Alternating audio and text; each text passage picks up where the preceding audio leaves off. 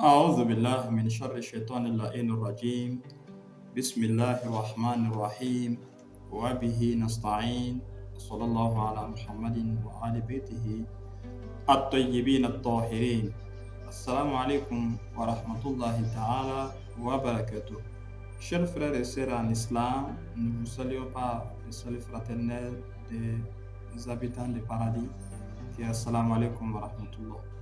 Comme vous le savez, nous sommes dans le mois béni des Dhul-Hijjah. Dans ce mois, les Ahlul Bayt sont à l'honneur.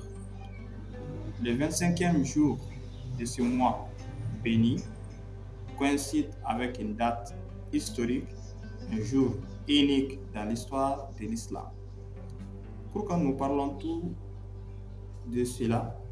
Ça permettra aux musulmans de connaître leur religion. Ça permettra aussi de savoir les dates historiques. Parce que Allah subhanahu wa ta'ala dans le Saint-Coran nous a dit que وَذَكِّرْهُمْ بِأَيَامِ اللَّهِ, faire rappeler les gens les jours ou les dates d'Allah. Donc, sur ça, le 25e jour de Dhul-Hijjah, qu'est-ce qui s'est passé réellement? Donc, si vous voulez savoir cette date historique importante en islam, suivez avec moi. Un jour où la vérité a triomphé, pas par les armes, mais par la lumière de la sainte famille du prophète Mohammed sallallahu alayhi wa alayhi. Donc, il est lieu à faire rappeler les gens de cette date historique qu'on appelle Al-Mubahala. Mubahala en français, c'est l'ordelie. Alors, si nous revenons un peu dans le contexte historique, cet événement a eu lieu à l'an 10 de l'égide du prophète. Cela veut dire que 632 après Jésus-Christ. Une délégation de chrétiens de Najran, Najran c'est une ville qui se trouve au Yémen actuellement, est venue discuter avec le prophète Mohammed sallallahu alayhi wa alayhi à Médine. Leur question était quoi? Ça basait sur Jésus, fils de Marie. Alors, est-il Dieu ou serviteur de Dieu? Comme vous le savez, il y a la Trinité chez les chrétiens. Et en islam, tous les prophètes, tous les messagers sont des envoyés d'Allah.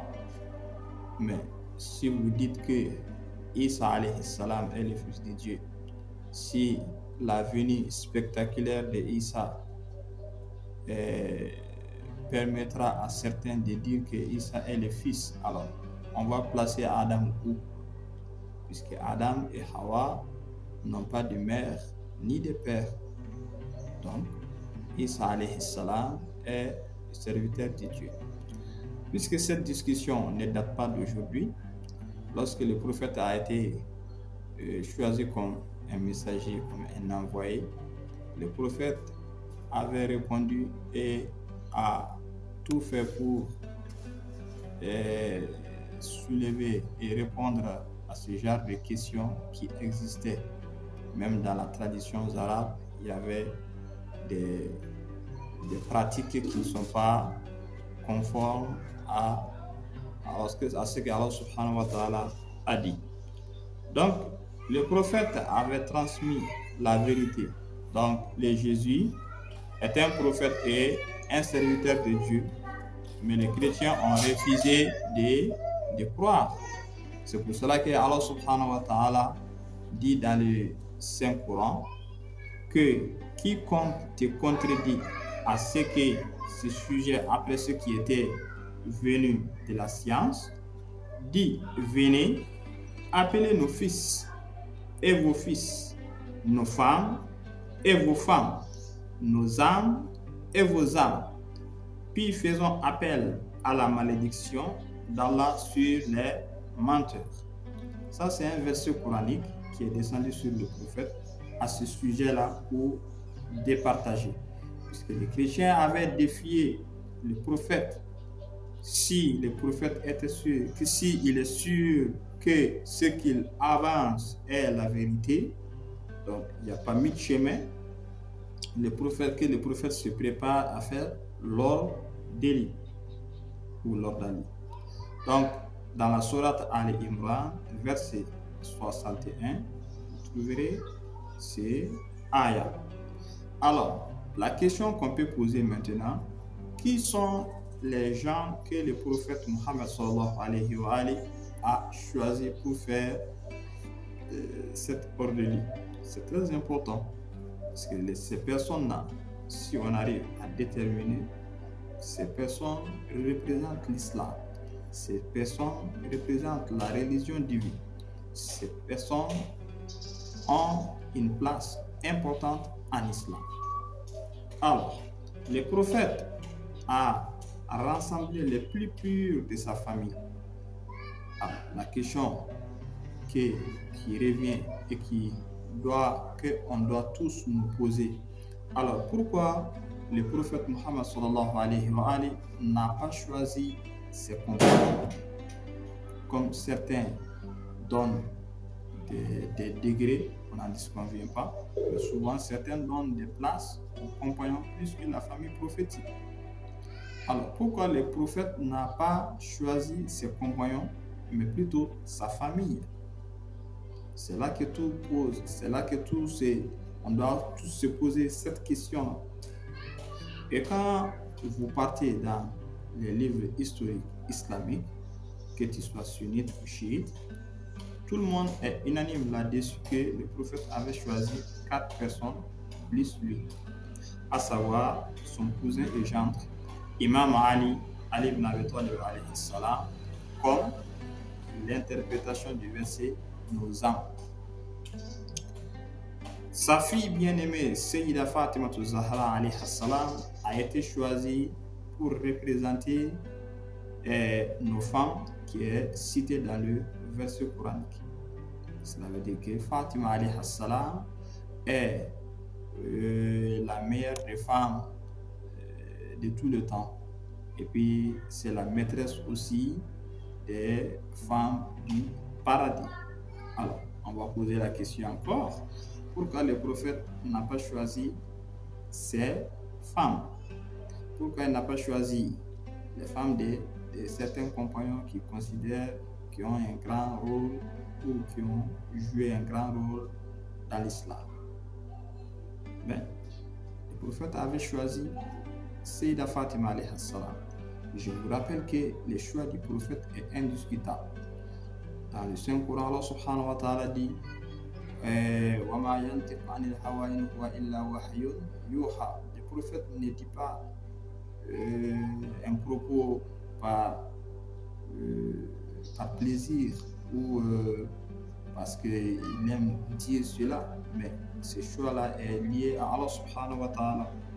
Donc, ces deux petits enfants, Imam al-Hassan et al-Hussein alayhi salam, ont été choisis à la place des fils, nos fils. Donc, Allah subhanahu wa ta'ala a clairement dit que si vous êtes pertinent et que vous avez la certitude que ce que vous dites est la vérité, alors sortez avec vos femmes, sortez avec vos enfants, sortez avec ce qui peut paraître comme un représentant digne de votre rang et que on fait appel, on fait une bénédiction à la malédiction d'Allah sur le menteur. Donc, le prophète n'a appelé personne que ces 4 personnes, car ces 5 personnes plus le prophète sont les gens de la cape, les cœurs purs et les protecteurs de la vérité. Donc, cela confirme encore une fois de plus que ce que le prophète avait conseillé les compagnons les jours de Ghadir Khoum en disant que je vous laisserai des choses, le Saint-Coran et ma famille prophétique, c'est le résultat. Et Allah subhanahu wa ta'ala voulait prouver encore aux gens que la famille prophétique n'est comparable à aucune autre personne sur terre. Donc, celui qui choisit la voie de Ahlul Bayt, celui qui choisit Imam Ali comme un guide, n'a pas du tout faux. Donc, en voyant la lumière, la sincérité, la puissance spirituelle de cette famille bénie, les chrétiens de Najran ont eu peur. Parce que dans les anciens écrits, c'est clair là-dessus que le prophète est plus valeureux que tous les prophètes. Ceux qui viennent du prophète est plus valeureux que les autres. Donc, ils savent pertinemment qu'il y avait quelqu'un dans le convoi des chrétiens de Najran. Il se consultait, il disait que si le prophète sortait avec ses compagnons, n'hésitez pas à faire l'ordre d'Ali. Mais si le prophète sort avec sa sainte famille qui n'ont pas de péché, qui n'ont pas péché et qui ont des gens qui sont plus purs, n'acceptez jamais de faire l'ordre d'aller avec le prophète.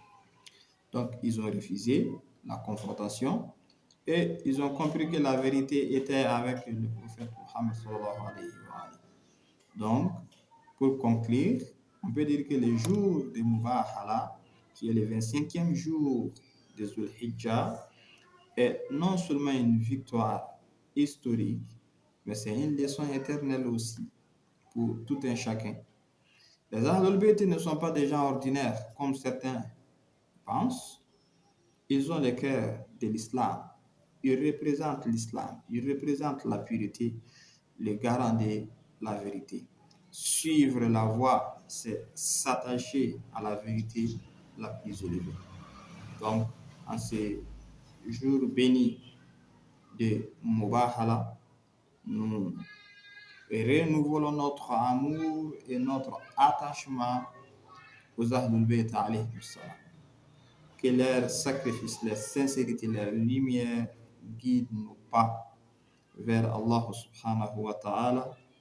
Et on demande à Allah subhanahu wa ta'ala de faire de nous des défenseurs de la vérité, de nous accorder de marcher sur les traces du prophète et sa sainte famille. Assalamu alaikum wa rahmatullahi ta'ala wa barakatuh.